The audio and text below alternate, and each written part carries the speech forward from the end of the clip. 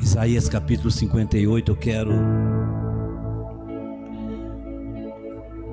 trazer para você, para nós, né?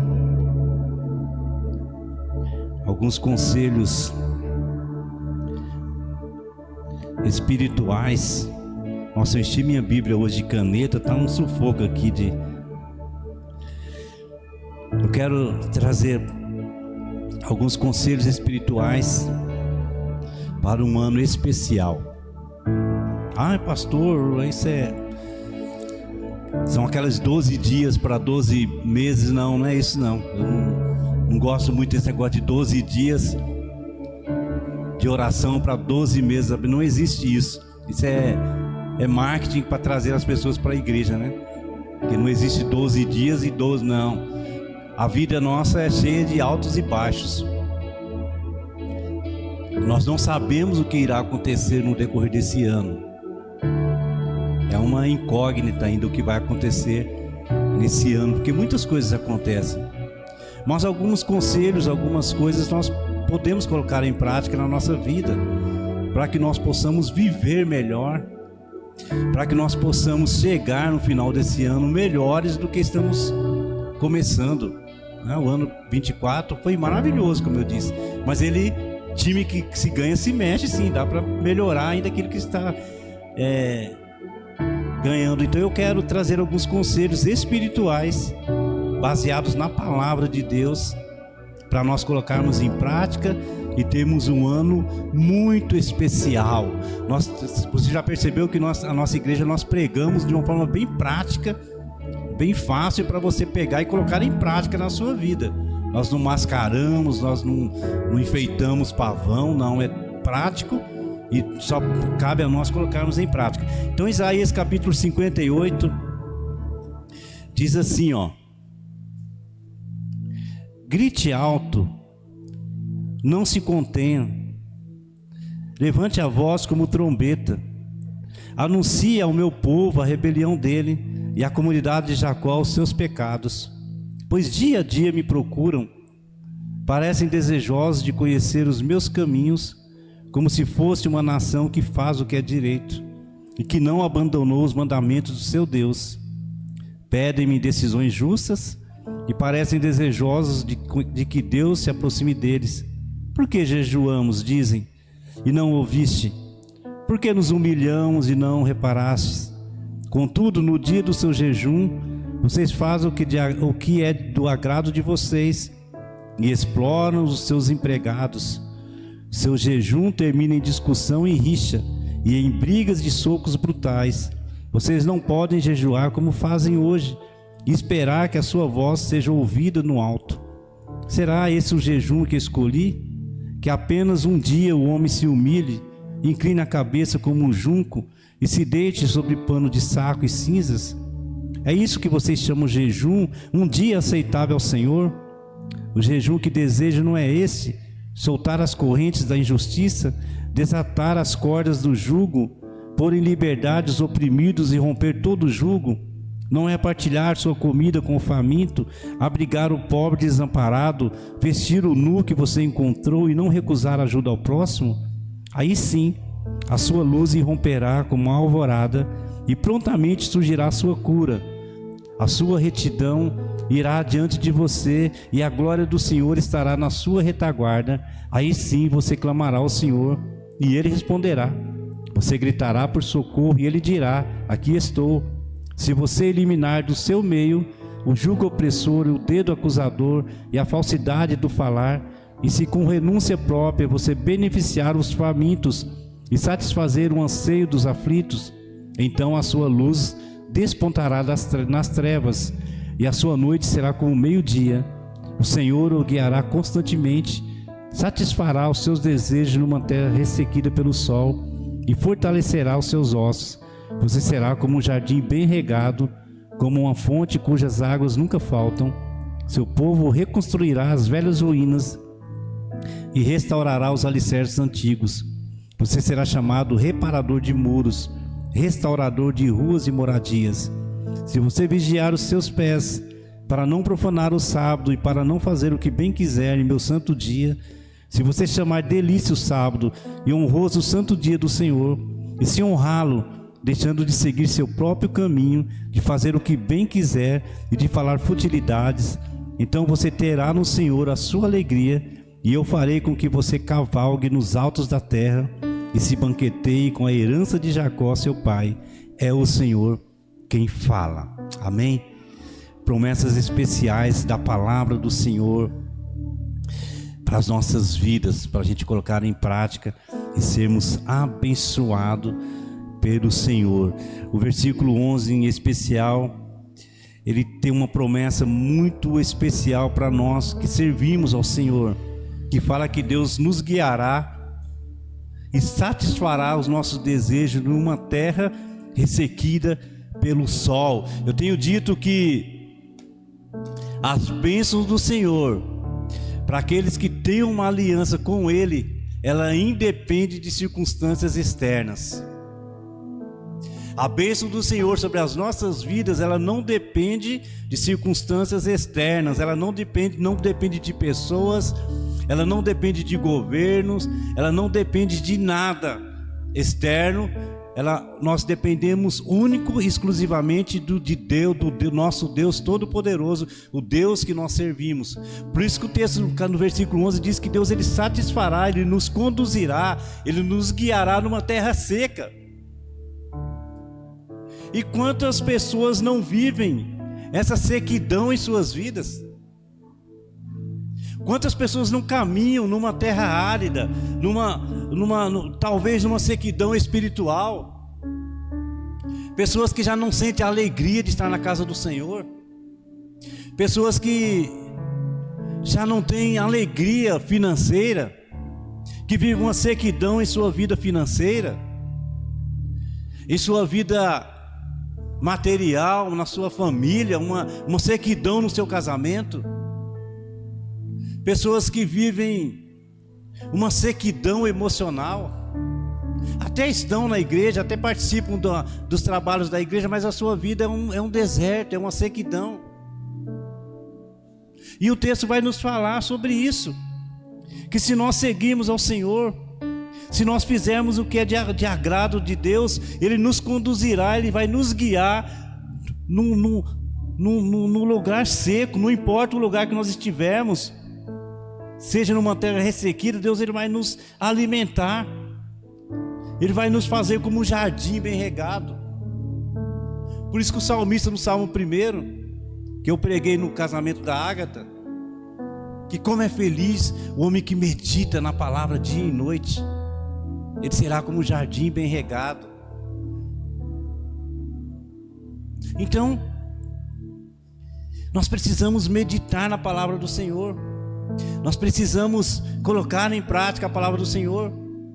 Então, se a sua vida se encontra de repente num momento de sequidão, de deserto, saiba que Deus está querendo guiar você, mesmo nesse momento ruim que você se encontra. Mas nós precisamos colocar em prática. E eu quero então, dentro dessa palavra do Senhor, trazer conselhos espirituais para a nossa vida, para você avançar, para que você possa viver na sua vida a vida abundante que Jesus disse que veio para nos dar vida e vida plena, vida abundante.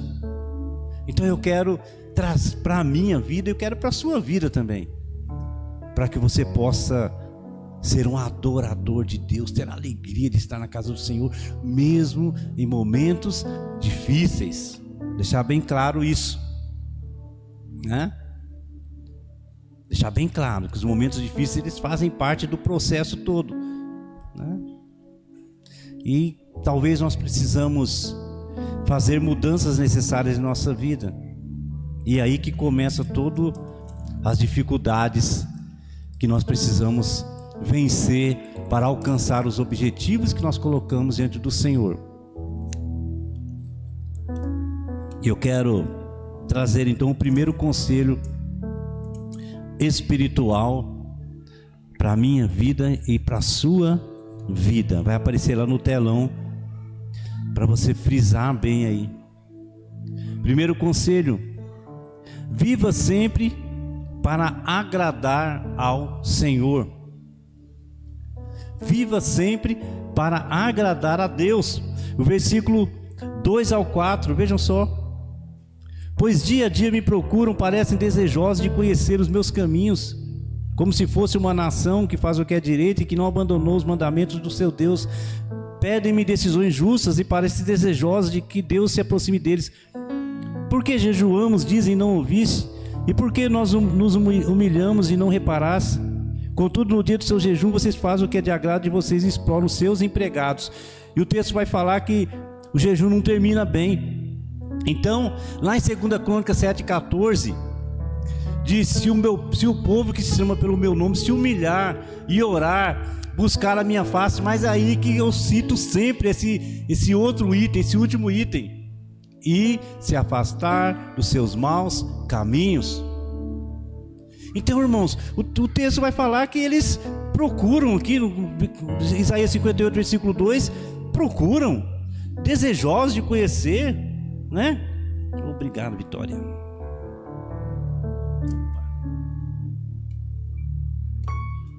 Valeu, Vitória.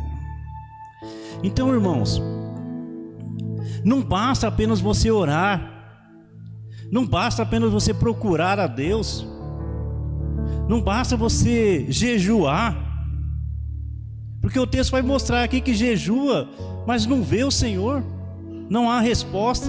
Aí o texto vai falar que você procura, você busca, você jejua, mas você faz o que é de agrado de você. Então, nós que servimos ao Senhor, uma característica principal que nós devemos ter é ter uma vida que agrada a Deus. Retirar todas as máscaras, ser nós mesmos, porque a gente tem uma máscara, né? A gente tem a máscara de crente. Por isso que eu sou chato aqui, sou chato lá em casa, né? Olha lá, a Vitória está falando que sim, eu sou chato. Então eu sou assim, mas um chato do Senhor, que vive para agradar a Deus. Porque há muitas pessoas que têm máscaras. Por isso que as pessoas se decepcionam. Pastores que vivem uma vida na igreja, todo bonitão, com terno azul marinho, chega em casa, chega chutando os cachorros. Olha a cara da minha esposa, linda e maravilhosa ali, feliz. Eu sou feliz, uma esposa linda dessa. Tá bonita hoje, mulher, tá linda. Quando eu conheci com 17 anos, era uma princesa, irmãos. As novinhas aí, era uma princesa, e até hoje. Então nós precisamos ter uma vida que agrada não as pessoas. Eu não posso viver para agradar as pessoas, porque na nossa sociedade que nós vivemos é assim. Eu trato melhor o meu patrão do que a minha esposa, porque eu sei que o meu patrão vai me dar o meu salário, então eu tenho um tratamento especial para ele, mas eu trato mal. Então eu preciso mudar isso, eu ter uma vida que agrade a Deus, porque quando eu trato bem a minha esposa, eu estou agradando a Deus, agradando a palavra dele. Diz que eu preciso amar a esposa como Cristo amou a igreja. Então isso é viver para agradar ao Senhor, retirar as máscaras. Pessoas vestem roupas de santidade, fala como crente, né? Eu lembro na época da pandemia que tinha aqueles vídeos, que as igrejas era tudo live, né, que faziam. Um pastor dessas igrejas santas, né, antes de ir para o ar, eles estavam preparando ali os equipamentos, né? E gravou ali os momentos anteriores, ele brigando com a esposa: "Ah, sou um imbecil, você não faz nada o que é certo, faz direito". E a coitada da mulher apavorada ali, e corre para cá, corre para lá, e faz o que é direito. Ele não sabia que estava já transmitindo. E aí quando Ele achou que estava transmitindo a paz do Senhor, irmãos. Só que já tinha ido por ar o antes. Aquilo que é no oculto, aquilo que é escondido. Por isso que o pastor Júnior cita aqui: seja crente aqui, mas seja crente lá fora também. É lá fora que é mais importante. Isso que agrada a Deus. Como você vive lá fora, quando sai dessas portinhas aqui, assim nós iremos colher as bênçãos do Senhor. Então, meu primeiro conselho: viva para agradar a Deus. Lá fora, sem máscaras, seja você mesmo. Não adianta você procurar a Deus, mas não abandonar os maus caminhos, igual lá em Crônicas. Busca, ora, jejua, mas aquilo que irmãos, isso a gente tem que lutar, porque eu tenho o meu lado mal também, como você tem o seu. Aí eu preciso me esforçar para me abandonar os meus maus caminhos, eu e você. Aí nós iremos agradar ao Senhor. Jesus chama pessoas assim de sepulcro caiado, né? Aqueles túmulos de mármore, aqueles túmulos lindos por fora, mas por dentro. Deus, Ele conhece o nosso coração, não é o nosso externo. O externo é importante em todas as áreas, mas o nosso interior é mais importante. Segundo conselho importante para nós: tenha sede de justiça. Versículos 6 a 8. Olha o que diz: o jejum que desejo não é este? Soltar as correntes da injustiça, desatar as cordas do jugo, pôr em liberdade os oprimidos e romper todo o jugo? Não é partilhar sua comida com o faminto, abrigar o pobre desamparado, vestir o nu que você encontrou e não recusar ajuda ao próximo? Aí sim a sua luz irromperá como a alvorada e prontamente surgirá a sua cura, e a sua retidão irá diante de você, e a glória do Senhor estará na sua retaguarda. Tenha sede de justiça. Um cristão jamais pode se conformar com a coisa errada. Um cristão autêntico, que tem uma aliança com o Senhor, ele jamais pode se conformar com a corrupção, com as falcatruas, com o erro. Por isso que eu me revolto, irmãos, quando eu vejo um cristão defendendo o político corrupto. Está errado.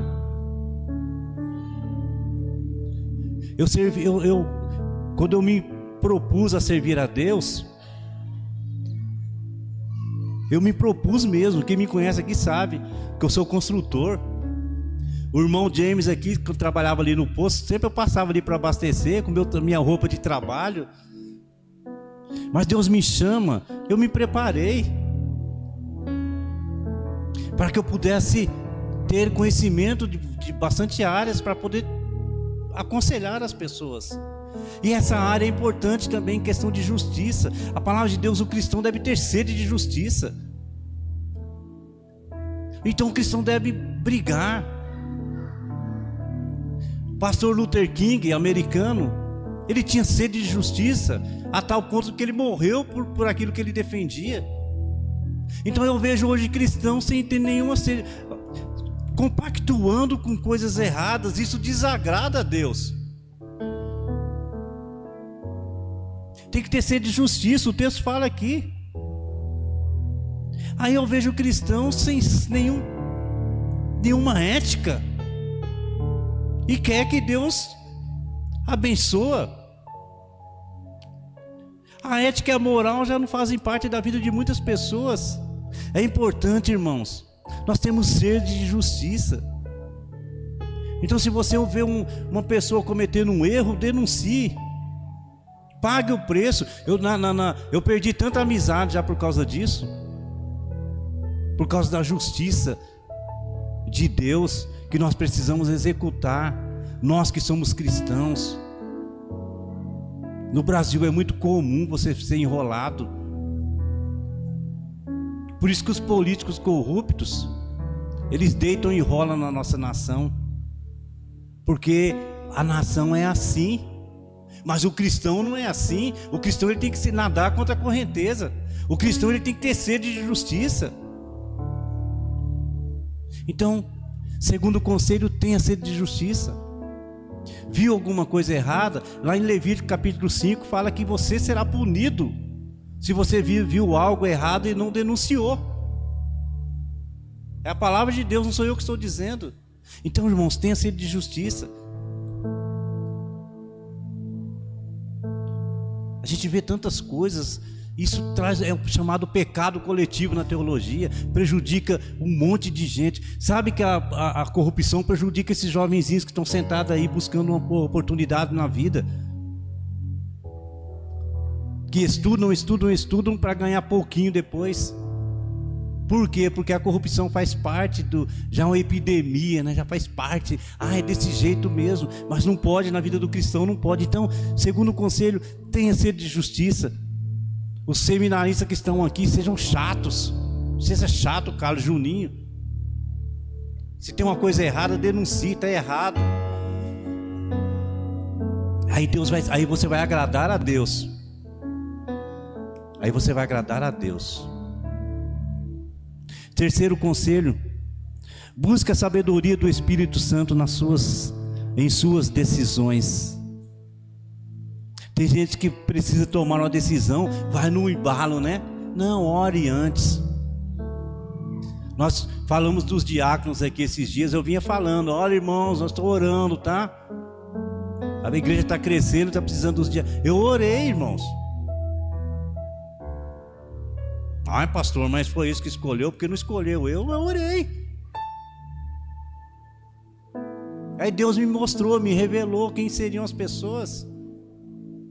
Então, em todas as decisões, no seu trabalho, na sua casa, na sua família, não tome decisão por você. Nós que servimos a Deus, nós devemos buscar a decisão do Senhor, do Espírito Santo nas suas decisões. Versículo 9: aí sim você clamará ao Senhor e Ele responderá. Você gritará por socorro e Ele dirá: aqui estou. Se você eliminar do seu meio o jugo opressor, o dedo acusador e a falsidade do falar.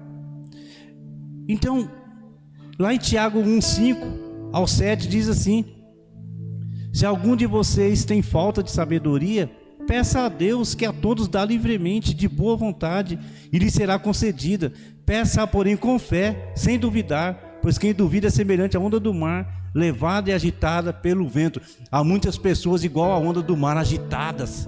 Então eu preciso buscar a decisão. O que eu preciso? Eu preciso tomar essa decisão, Senhor, me ajude. Então ore, vai. Deus vai falar com você de alguma forma. Aí você vai tomar a decisão correta na sua vida.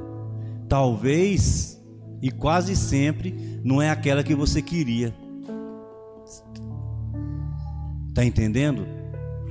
Quase sempre as decisões de Deus não são aquelas que eu quero, porque Deus, Ele conhece além dos meus pensamentos. Ele sabe o que vai ser melhor para mim daqui a 10, 15, 20 anos. Então por isso que precisamos buscar, e quando Deus mostrar, a gente colocar em prática na nossa vida. Quarto conselho: tenha um coração ensinável. Tenha um coração ensinável. No versículo 11, a parte A: o Senhor o guiará constantemente, satisfará os seus desejos numa terra ressequida pelo sol, e fortalecerá os seus ossos. Então, irmãos, uma coisa que nós precisamos ter em nossa vida é ter um coração ensinável. Ter um coração ensinável. Permitir que Deus guie a nossa vida, direcionada pela palavra do Senhor, para que Deus possa direcionar os meus caminhos. Olha o que diz Isaías 55, uma página antes aí, 55, 6 a 11. Busquem o Senhor enquanto é possível achá-lo, clamem por Ele enquanto está perto, que o ímpio abandone o seu caminho, e o homem mau seus pensamentos. Volte-se ele para o Senhor, e que terá misericórdia dele. Volte-se para o nosso Deus, pois lhe dá de bom agrado o seu perdão. Pois os meus pensamentos não são os pensamentos de vocês, nem os seus caminhos são os meus caminhos, declara o Senhor. Assim como os céus são mais altos do que a terra, também os meus caminhos são mais altos do que os seus caminhos, e os meus pensamentos mais altos do que os seus pensamentos. Assim como a chuva e a neve descem dos céus e não voltam para ele sem regar a terra, e fazem na brotar e florescer, para ela produzir semente para o semeador e pão para o que come, assim também ocorre com a palavra que sai da minha boca. Ela não voltará para mim vazia, mas fará o que deseja e atingirá o propósito para o qual a enviei. Então, ter um coração ensinável, como o homem que construiu a casa na areia e outro na rocha, colocar em prática em nossas vidas. Isso é ter um coração ensinável. Tem gente que ouve, né, passa por aqui, sai por aqui e não coloca em prática na vida. Então essa pessoa precisa abrir o coração para que Deus possa penetrar com a palavra dele e ele colocar em prática e aplicar os ensinamentos do Senhor para a sua vida. Quinto conselho, já estamos partindo para os finais. Não viva do passado, isso é importantíssimo. Não viva do passado. Isaías capítulo 43, 19. Olha o que diz Isaías 43, 19. Vejam, estou fazendo uma coisa nova, ela já está surgindo, vocês não a reconhecem? Até no deserto vou abrir um caminho e riachos no ermo. Então, irmãos, segundo aos Coríntios 5,17 diz: se alguém está em Cristo é nova criatura, nova criação. Então é importante isso demais na nossa vida, nós não vivemos do passado. Isso é terrível. Pessoas que vivem no passado não conseguem ter uma vida abundante porque estão presas no passado. E aqui eu quero gastar um tempinho a mais nessa questão aqui. Segura os meninos aí para não fazer muito barulho, gente. Pessoas que vivem do passado, elas não conseguem viver a vida plena que Deus promete. Porque o diabo, o maligno, ele costuma usar os traumas do passado para que a pessoa não desenvolva a sua vida plena. Presta atenção bastante nisso aqui. Os traumas do passado são utilizados pelo maligno para que você não cresça. Então, muitas pessoas, irmãos, estão presas nos traumas do passado. Eu, como psicopedagogo, eu já falei aqui, quase que a totalidade das crianças que estão com problemas de aprendizagem são relacionadas a traumas do passado. Lá na sua infância, até lá no nascimento, na gestação, produz um resultado maléfico no seu tempo de aprendizagem. Vou mais além. Pessoas já adultas sofrem por problemas lá do passado, traumas. O que o diabo faz? Ele reabre feridas, vai aparecer até ali, ó. Reabre feridas. Ele traz as dores antigas à sua mente, fazendo você reviver mágoas e afastando a sua paz. Coisas que aconteceram há 20 anos atrás, a pessoa ainda está ali sofrendo. Isso é a obra do inimigo. Ele reabre feridas. Então passou. A gente tem um tempo ruim na nossa vida, passou, fica para lá. Porque se alguém está em Cristo é nova criação, não é eu que estou falando. É a palavra de Deus. O que ele faz também? O inimigo faz, segundo ali, B, planta dúvidas sobre o amor de Deus. Faz você questionar Deus e enfraquece a sua fé com mentiras sobre o trauma. Deus não me ama mesmo não. Ele vai colocando na nossa mente: se Deus me amasse eu não tinha sofrido aquilo. Planta dúvidas sobre o amor de Deus. gera culpa e vergonha na pessoa. O inimigo, ele usa os traumas do passado, gerando culpa e vergonha. Faz você se culpar pelo passado, minando a sua identidade em Cristo. Lá em Romanos 8:1. Elimina a sua identidade em Cristo, sabe? E gera culpas e vergonha. A pessoa que tem traumas do passado, ela é vergonhosa, ela é tímida, ela tem medo de tudo. Ela carrega uma culpa que nunca sara. É preciso terapia para resolver isso aí. O inimigo também cria barreiras nos relacionamentos. Ele usa os traumas do passado para gerar desconfiança e dificuldades de relacionamento e, consequentemente, comunhão vertical e horizontal. O que o inimigo ele faz de pessoas que vivem traumas do passado? Cria barreiras nos relacionamentos. A pessoa não consegue se relacionar. Cria barreiras e precisa quebrar isso. Se você quer ter uma vida abundante, quebre, ore a Deus. Se for necessário buscar ajuda psicológica, busca. Tá ali o pastor Júnior, ele é psicanalista. Busca ajuda, outros psicólogos aí, para que você possa resolver. Então, cria barreiras nos relacionamentos. E aqui eu vou longe, irmãos. Eu vou além. Uma grande maioria das patologias são decorrentes a traumas do passado. TDAH, essas coisas estão em moda aí, tudo esses tipos de... tudo relacionado ao passado. E mais ainda, coisas mais graves. Pedofilia. Todo pedófilo, se você vai analisar a vida dele, traumas do passado. Gerontófilos, traumas do passado. Pessoas que tiveram problemas lá no passado e não foram resolvidos. Ausência paterna e materna gera nessa pessoa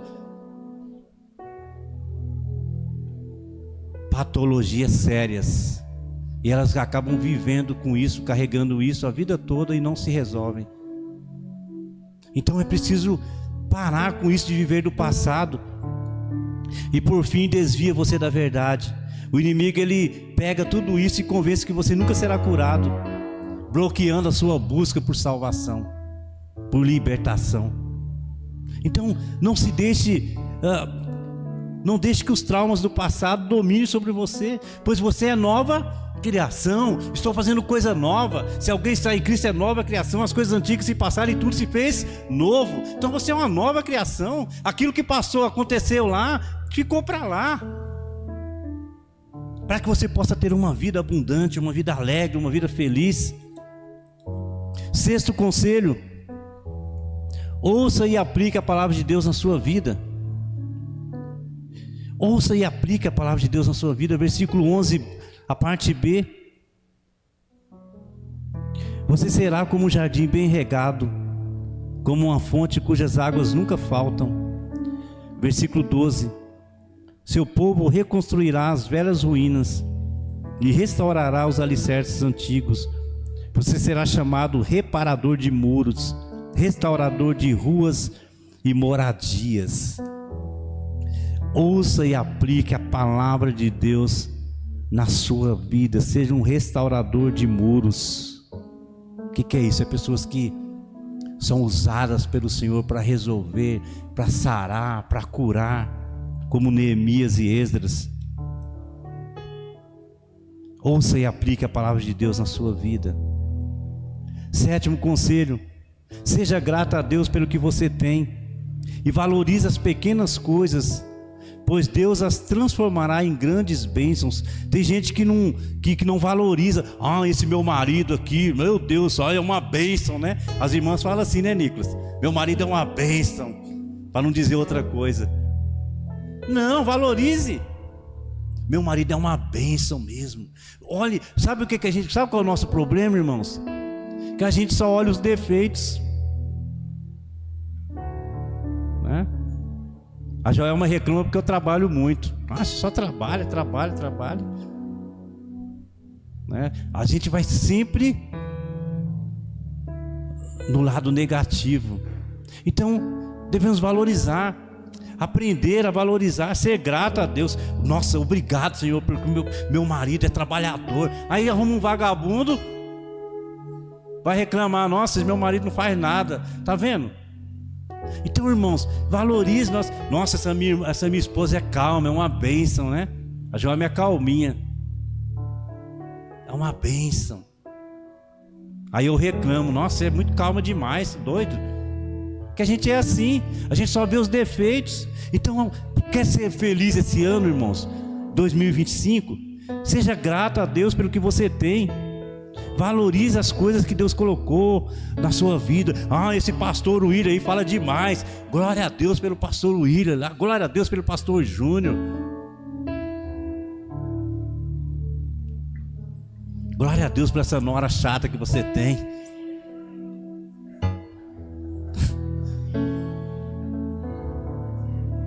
Aí eu me esforço para ver as coisas boas, né? Tem dia que eu fico lá no serviço assim: nossa, ela é trabalhadeira, esforçada, já está na 2ª faculdade. Isso é Deus trabalhando na minha vida.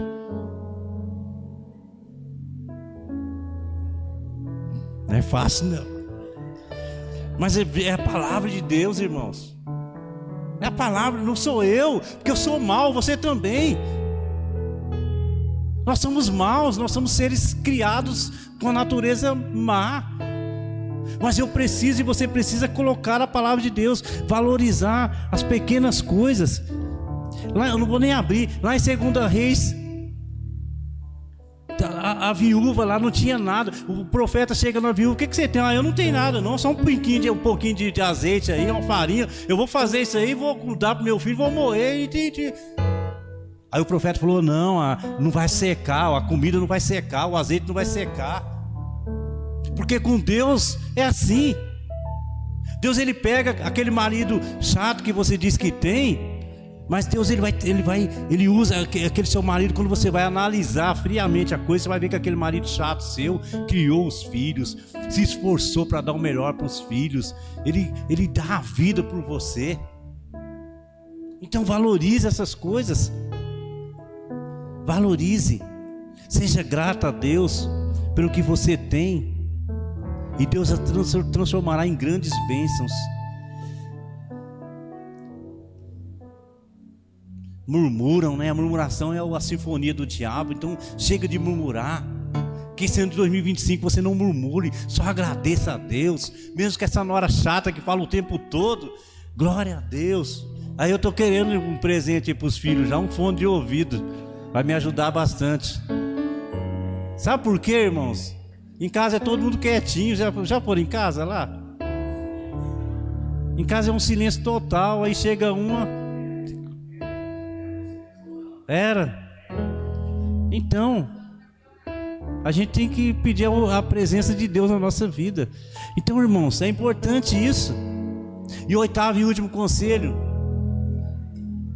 8º e último conselho: seja fiel ao Senhor em todas as áreas da sua vida. Eu estou brincando, irmãos, mas são conselhos seríssimos, espirituais para a sua vida. Se nós colocarmos em prática, não tem erro. Pastor, não, nós somos seres eternos, eu não preciso nem falar sobre isso. Nós somos seres que iremos morar com o Senhor um dia, quando cessar esse tempo. Mas até lá nós já podemos desfrutar da bênção de Deus sobre a nossa família. A arca de Deus, quando estava na família, que foi deixado na casa de Obed-edom, o que aconteceu? Prosperou, teve alegria. A arca do Senhor é a presença de Deus em nossa vida. Quando nós aplicamos, nós deixamos a presença de Deus em nossa vida, nós iremos colher bênçãos especiais. Então é importante colocarmos em prática. 8º e último conselho: seja fiel ao Senhor em todas as áreas da sua vida. Isaías 58, 13 e 14. versículo 14. Versículo 14 apenas. Então você terá no Senhor a sua alegria, e eu farei com que você cavalgue nos altos da terra, e se banqueteie com a herança de Jacó, seu pai. Seja fiel ao Senhor, fiel em tudo. Quando a gente fala de fidelidade, a gente já pensa em dinheiro. Não é só nisso. Fidelidade nas orações. Qual tempo você dedica? Aí vamos pegar a Esther como exemplo, né? Qual o tempo que ela dedica ao esporte e qual o tempo que ela dedica a Deus? Isso aqui conta. E é muito sutil, porque as coisas vão dominando a nossa mente. Se nós não tivermos cuidado, a gente deixa de ser fiel ao Senhor. Então, fidelidade nas orações, fidelidade na presença do Senhor, fidelidade na palavra do Senhor, fidelidade com seus recursos financeiros. É isso que vai fazer toda a diferença. E já dá para começar. Eu quero fechar aqui com um testemunho mais uma vez do Cauê. O Cauê é aquele jovem amigo. Ele é tranquilo, eu posso falar dele aqui sem problema nenhum. Se ele estiver assistindo, não vai ter problema nenhum. O Cauê, há um ano atrás, exatamente, estava morando na rua. Um jovem de 30 anos, aproximadamente 35. Estava morando na rua. Eu busquei ele no Natal, na virada do ano, eu busquei ele na rua, morando na Praça da Bíblia. Um jovem que vai nas igrejas, já é batizado, tudo, mas perdido nos vícios, mas que luta para se libertar, luta com todas as forças. Há um ano atrás, continua lutando, tá? Mas hoje, exatamente hoje, ele está em São Paulo trabalhando num apartamentinho bonitinho lá, levou a família para lá, e há algum tempo já há algum tempo, ele é cheio de traumas também, tá? Cheio de problemas. Vocês têm uma ideia, a mãe era a avó era mãe de santo, os irmãos tudo com problema, tio, tudo, a família toda. Mas é um jovem que fez um pacto com o Senhor. A mãe já morreu, o pai já morreu. Ele tem a gente como pais dele. E um ano atrás, eu e a Joelma choramos ali em casa por causa dele. Choramos, faz tempo que eu não chorava por ninguém. Choramos por causa dele. Hoje ele está ali em São Paulo, no apartamentinho dele, lutando ainda. Lutando, de vez em quando dá uma desviada lá. Eu tenho pegado no pé dele para abrir mão de todos os vícios, para ele consiga vencer isso aí. Essa batalha é difícil, tá? Difícil. E ele fez um pacto do Senhor de fidelidade financeira. Já tem algum tempinho já. Todos os recursos que ele recebe, ele lembra do Senhor e manda. O Pix, a oferta dele lá, o dízimo dele. Ele está lutando, é uma área difícil, irmãos, mas importante na nossa vida. E o Cauê está fazendo isso. Essa semana eu fiquei feliz. Ele mandou a oferta dele, ele manda me avisar, eu mandei. A esposa dele recebeu a pensão, até da pensão ele mandou. Fiquei feliz, que eu tenho visto o esforço dele em relação à fidelidade com Deus, e vai dar certo. Ele já testemunhou que esses dias um empresário lá que foi na empresa dele, no trabalho dele, gostou do jeito dele, pediu a conta dele, mandou um agrado para ele de R$5.000. Foi o que ele conseguiu alugar um apartamentinho lá para colocar a esposa, comprar algumas coisas. Ele, pastor, dá certo. Falei, continue assim. Falei, poucas pessoas conhecem esse segredo, poucas. Continue assim. Que nós possamos, irmãos, colocar em prática esses conselhos espirituais para esse ano de 2025, e temos um ano abençoado pelo Senhor. Deus ele quer muito, Deus ele quer dar muito mais para nós do que aquilo que nós pedimos e pensamos. Vamos nos colocar de pé para nós orarmos.